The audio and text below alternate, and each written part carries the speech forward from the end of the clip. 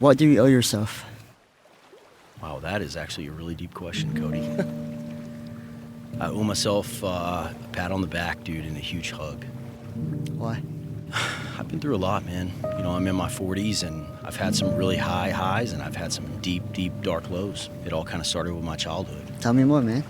When I was 4 years old, I was raped multiple times for almost a year straight. And I remember just being this innocent little kid that, you know, had the whole world ahead of him, and just my innocence taken from me immediately. When I was 16 years old, I almost murdered somebody, and it just so happened to be the guy who raped me when I was a kid.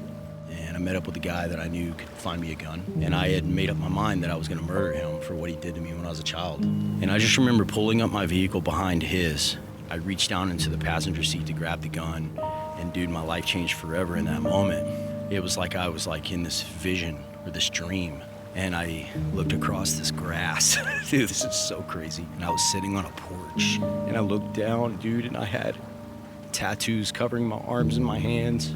And I just looked to the right, and there was a blonde lady that brought me a sandwich and a drink and just said, "I love you." And I couldn't see her face. And then I just heard in the grass the laughs of the kids, and they're like, "Papa, look at this." I felt like somebody had put their hand on my shoulder and whispered in my ear like you and I are talking right now. And all I heard was, "Forgive, and all of these things will be given to you."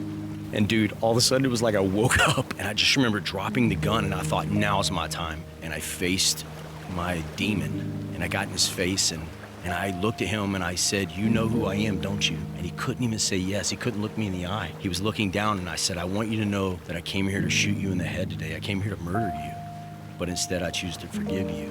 And it was like I had all the power suddenly. Sorry, I'm crying again. No, you're good, bro. I want to just give you like a hug right now, bro. I'm proud of you, man. I'm proud of you. Thanks, buddy. I love you, man. I love you, bro. How were you able to forgive even though it hurt you? When I grabbed that gun and I had that vision, I knew that that was my future. I forgave because I thought, in a sense, I could be worse than him. Can I get that instant gratification of taking his life for what he did to me? I could. But you know where the real gratification came from? Was driving away and not looking in the mirror and giving a shit anymore. The real gratification came from joining the military and making something of myself. The real gratification came from my sons being born and me getting to look them in the eye and they call me dad. The real gratification comes from my wife giving me hugs in the morning and telling me she loves me and she's proud of me, and she calls me her husband. If I wouldn't have kind of forgiven that day, we wouldn't even be here right now. What was your name for the people who don't know? My name is Cody. Cody and Cody. Cody and Cody. I love you, bro. I love you, man. Thank you, man. Let me give you the hug and pat on the back.